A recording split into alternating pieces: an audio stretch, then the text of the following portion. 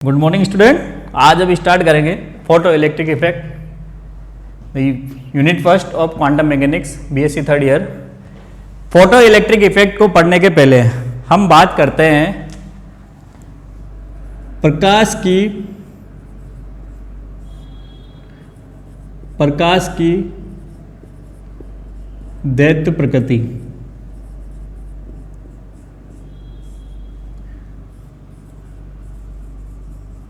Dual nature of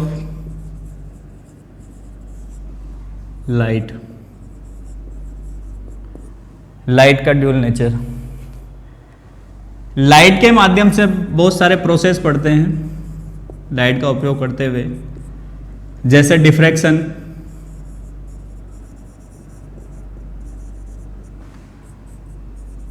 interference, reflection, polarisation,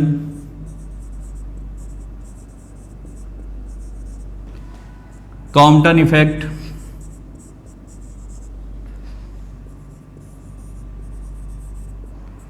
photo electric effect,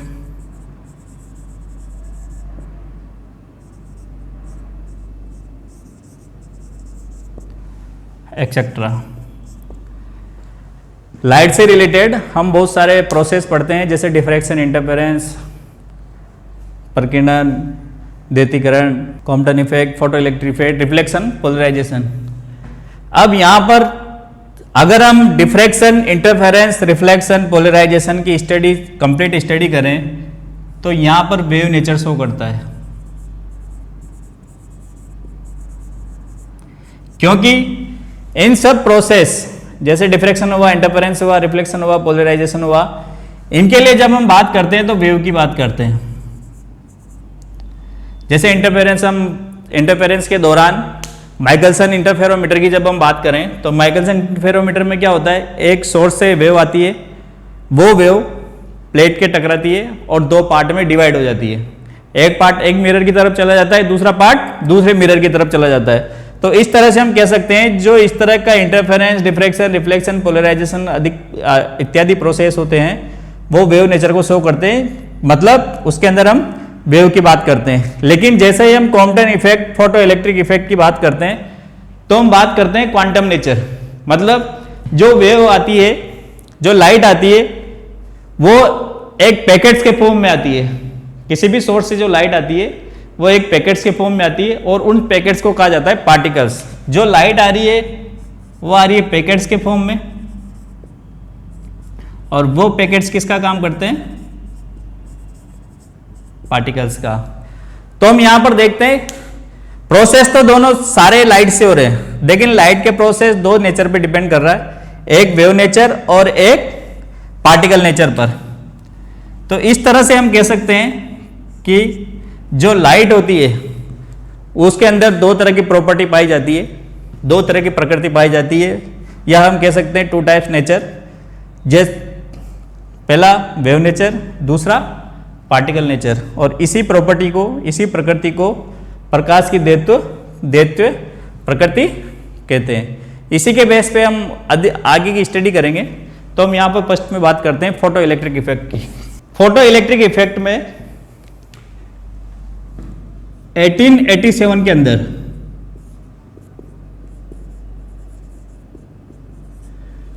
hertz नामक scientist ने विद्युत चुंबकीय तरंगों की सहायता से एक अध्ययन किया कि किसी भी नोड के ऊपर या किसी भी नोब के ऊपर जब पराबैंगनी किरणें जाती है, कोई भी मेटल नोब है, किसी भी मेटल नोब के पर जब अल्ट्रावायलेट रेडिएशन डाली जाती है, अल्ट्रावायलेट रेडिएशन डाली जाती है, तो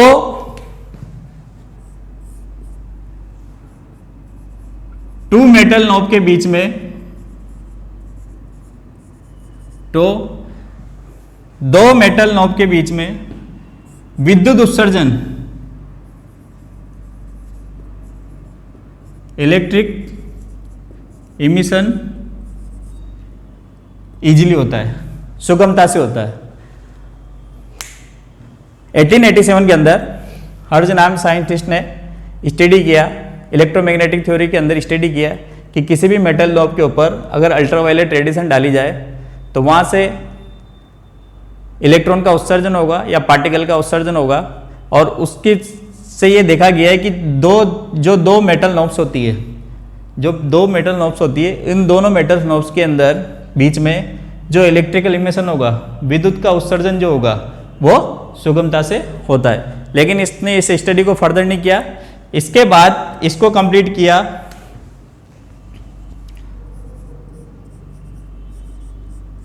होलवास और लेनार्ड और अन्य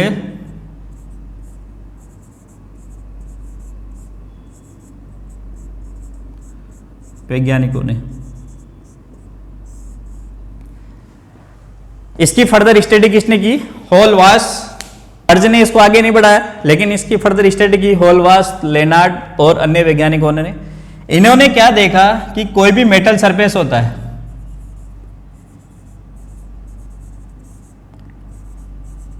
कोई भी मेटल सरफेस हो गया, उस मेटल सरफेस के ऊपर अगर अल्ट्रावायलेट रेडिएशन डाली जाए, मेटल सरफेस के ऊपर अल्ट्रावायलेट रेडिएशन डाली जाए तो उस मेटल सरफेस से पार्टिकल इमिटेड होगा। अब ये पता नहीं है कि पार्टिकल कौन सा है, लेकिन उन्होंने ये देखा कि किसी मेटल सरफेस के ऊपर अगर अल्ट्रावायलेट रेडिएशन डाली जाए तो उस अल्ट्रावायलेट रेडिएशन के कारण पार्टिकल इमिटेड होगा। लेकिन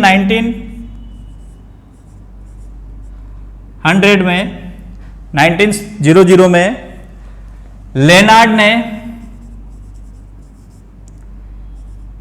Q/m रेशियो, जो पार्टिकल यहां से रिलीज हुआ उस पार्टिकल का Q/m रेशियो कैलकुलेट किया, जिससे ये पता चला कि जो इमिटेड होता है पार्टिकल,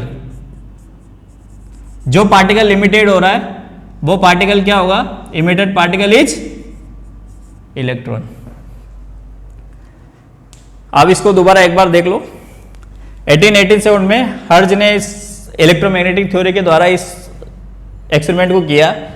मेटल सरफेस के ऊपर अल्ट्रावायलेट डाली गई, मेटल नॉब के ऊपर अल्ट्रावायलेट रेडिएशन डाली गई। डेल्टा वायलेट रेडिएशन के द्वारा उसने देखा कि जो दो मेटल नॉब्स होती है, उनके बीच में जो इलेक्ट्रॉन उत्सर्जन होता है, विद्युत का उत्सर्जन होता है, वो सुगमता से होता है, इजीली होता है। लेकिन इन्होंने इस स्टडी को फर्दर नहीं किया। इसको फर्दर किया होलवास और लेनार्ड और उनके साथ अन्य वैज्ञानिकों ने। इन्होंने क्या देखा कि जब किसी मेटल सरफेस के ऊपर अल्ट्रावायलेट रेडिएशन डाली जाए तो पार्टिकल का इमिटेड होता है। यहां तक इनको ये पता नहीं था कि पार्टिकल इलेक्ट्रॉन है, प्रोटॉन है या न्यूट्रॉन है। लेकिन 1900 में लेनार्ड ने Q/m रेशियो निकाला।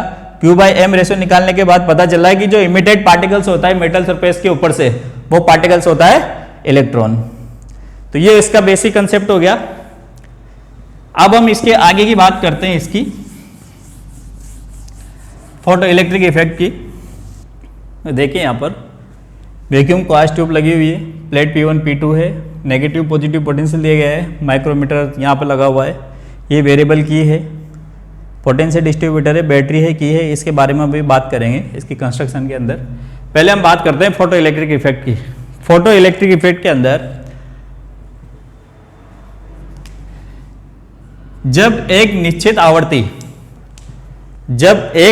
आवृत्ति से अधिक आवृत्ति की रेडिएशन किसी मेटल सरफेस के ऊपर डाली जाए, बात सुन लेना, जब किसी निश्चित आवृत्ति से अधिक आवृत्ति की रेडिएशन या अल्ट्रावायलेट रेडिएशन किसी मेटल सरफेस के ऊपर डाली जाए तो उस मेटल सरफेस से इलेक्ट्रॉन का इजेक्शन होने लगता है और इलेक्ट्रॉन एक टर्मिनल से एक प्लेट से दूसरी प्लेट की तरफ मूव करता है, मतलब नेगेटिव से पॉजिटिव की तरफ मूव करता है।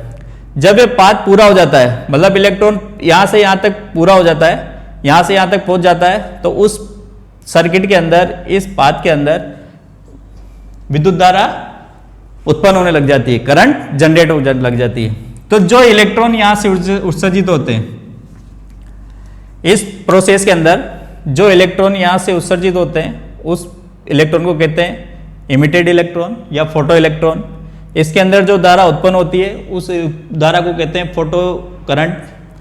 और पूरे प्रोसेस को, ये जो कंप्लीट प्रोसेस है उसको कहते हैं फोटो इलेक्ट्रिक इफेक्ट। मतलब फोटोन आया और फोटोन की वजह से इलेक्ट्रॉन का इजेक्शन हुआ, इलेक्ट्रॉन एक टर्मिनल से दूसरे टर्मिनल पे गया और उसका जब टर्मिनल इलेक्ट्रॉन का पाथ पूरा हुआ तो सर्किट के अंदर करंट उत्पन्न हुई, विद्युत धारा बहने लगी। तो इसलिए इस प्रोसेस को पूरे को क्या कहते हैं, फोटो इलेक्ट्रिक इफेक्ट। अब यहां पर इसका कंस्ट्रक्शन में देखो आप, इसकी कंस्ट्रक्शन के वैक्यूम क्वास्ट ट्यूब पे जो माइक्रो एमीटर है, P1 प्लेट है उसको नेगेटिव टर्मिनल से जोड़ा जाता है, P2 प्लेट है उसको पॉजिटिव टर्मिनल से जोड़ा जाता है। माइक्रो एमीटर जो कि करंट इसके अंदर प्रोड्यूस होगा उसको कैलकुलेट करेगा।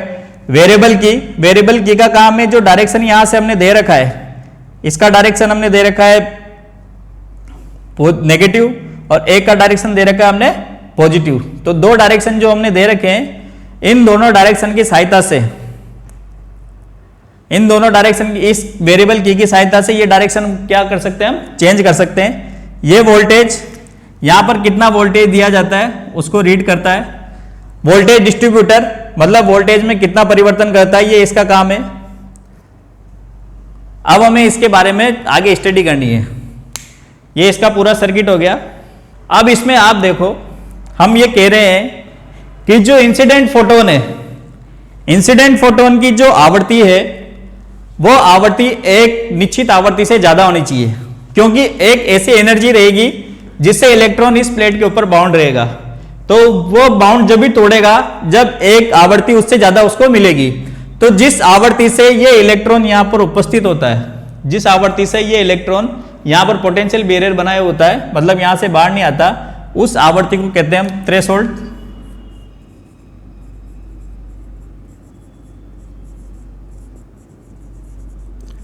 फ्रीक्वेंसी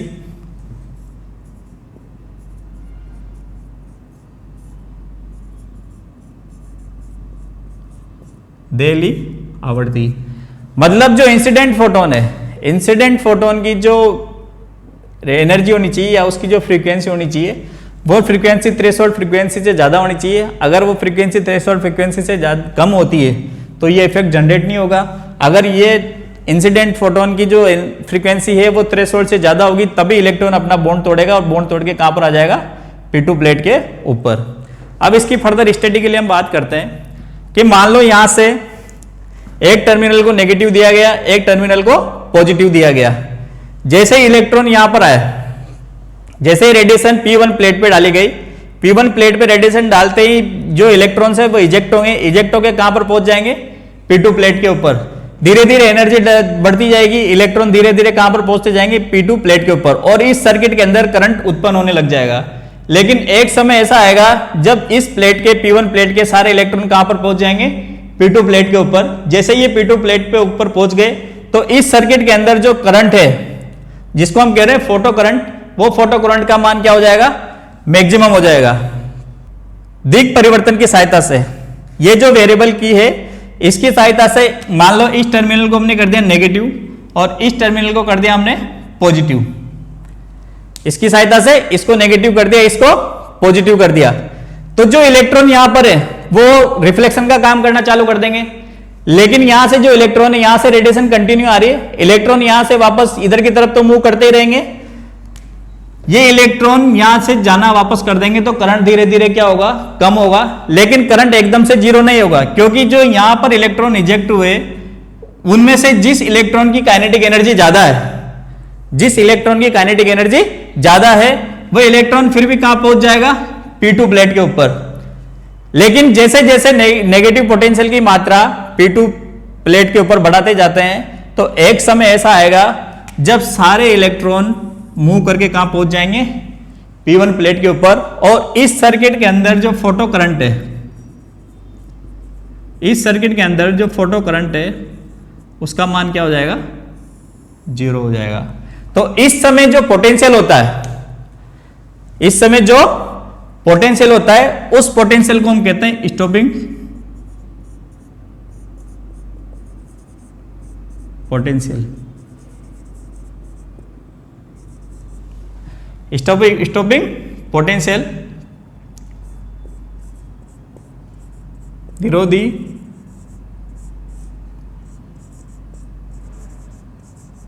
विभव। ठीक है, ये जो निरोधी विभव है EV0 ये किसके बराबर हो जाएगा? मैक्सिमम काइनेटिक एनर्जी के बराबर। मतलब जितनी यहां से सारे पार्टिकल्स मैक्सिमम काइनेटिक एनर्जी लेके कहां पहुंच जाएंगे? P1 प्लेट के ऊपर। अब इसको एक बार फिर समझ लो।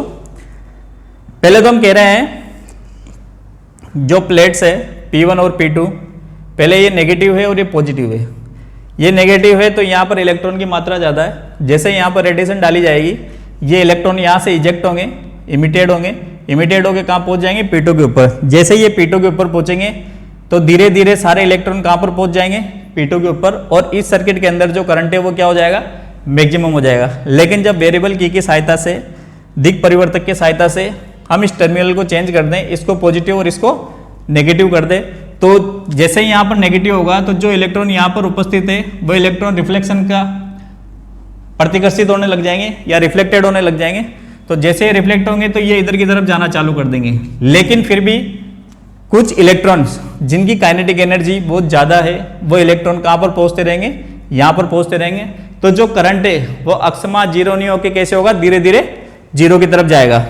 लेकिन जब नेगेटिव पोटेंशियल की मात्रा इतनी बढ़ा दिया जाए कि जो सारे इलेक्ट्रॉन से वो इलेक्ट्रॉन यहां से निकलकर कहां पहुंच जाए? P1 प्लेट के ऊपर। तो इस सर्किट के अंदर जो करंट प्रोड्यूस हुआ था उस करंट का मान क्या हो जाएगा? जीरो हो जाएगा। करंट का मान जैसे ही जीरो होगा तो जिस समय करंट का मान जीरो होगा, फोटो करंट का मान जीरो होगा, उस समय के जो पोटेंशियल P2 प्लेट पे लगा हुआ है उस पोटेंशियल को कहते हैं स्टॉपिंग पोटेंशियल, निरोधी विभव। और ये stopping potential maximum kinetic energy के बराबर होगा, क्योंकि यहाँ पर नेगेटिव जितना पोटेंशियल बढ़ेगा उतनी ज्यादा काइनेटिक एनर्जी लेके इलेक्ट्रॉन कहाँ जाते जाएंगे? P1 प्लेट के ऊपर। तो इक्वेशन आपको याद रखनी है, EV0 equal to half mv²। अब इसकी सहायता से यहां पर एक ग्राफ प्लॉट किया जाता है, V वोल्टेज और करंट के अंदर। अब हम कह रहे हैं यहां पर क्या कह रहे हैं हम कि एक तीव्रता के लिए फॉर इंटेंसिटी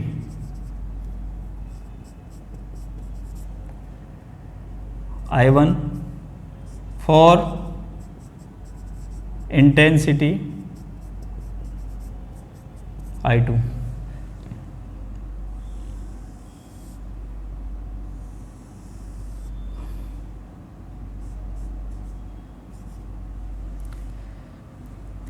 तो हम यहां पर क्या कह रहे हैं, इस कर्व की सहायता से इसको समझिए। ये वोल्टेज और करंट के बीच में कर्व है। इनिशियली जो करंट है वो धीरे धीरे बढ़ेगा, लेकिन जैसे सारा इलेक्ट्रॉन्स P2 प्लेट पे आ जाएंगे तो P2 प्लेट पे आते ही जो करंट है वो क्या हो जाएगा? मैक्सिमम हो जाएगा। मैक्सिमम होते हुए क्या हो जाएगा? कांस्टेंट हो जाएगा। लेकिन जब हम पोटेंशियल को चेंज कर देंगे, इसको नेगेटिव कर देंगे और इसको पॉजिटिव कर देंगे, तो जो करंट इलेक्ट्रॉन्स P2 प्लेट पे थे जिसकी वजह से मैक्सिमम करंट उत्पन्न हुआ था, वो इलेक्ट्रॉन वापस किधर मूव करेंगे? P1 प्लेट की तरफ। तो हम कह रहे हैं कि जो इस दौरान भी जो करंट है वो एकदम से जीरो ना होकर धीरे धीरे जीरो की तरफ जाएगा। क्यों? क्योंकि जो कुछ इलेक्ट्रॉन्स यहाँ पर उपस्थित है जिनकी काइनेटिक एनर्जी बहुत ज़्यादा है, वो इलेक्ट्रॉन्स P2 प्लेट तक पहुँच जाएंगे। तो P2 प्लेट तक जैसे इलेक्ट्रॉन पहुँच जाएंगे तो अपना पाथ कवर कर लेंगे, पूरा पाथ कंप्लीट कर लेंगे, तो इसके अंदर करंट जनरेट होती रहेगी। लेकिन एक ऐसा पोटेंशियल जिसको हम कह रहे हैं स्टॉपिंग पोटेंशियल, उस स्टॉपिंग पोटेंशियल के ऊपर जो सारे इलेक्ट्रॉन्स है वो P2 प्लेट से कहां पर पहुंच जाएंगे? वापस P1 प्लेट के ऊपर। तो जो करंट की मात्रा है उस जगह पर क्या हो जाएगी? जीरो हो जाएगी। इसका मतलब करंट एकदम से जीरो नहीं होगा, करंट धीरे धीरे जीरो की तरफ जाएगा। जीरो कब होगा? स्टॉपिंग पोटेंशियल के ऊपर।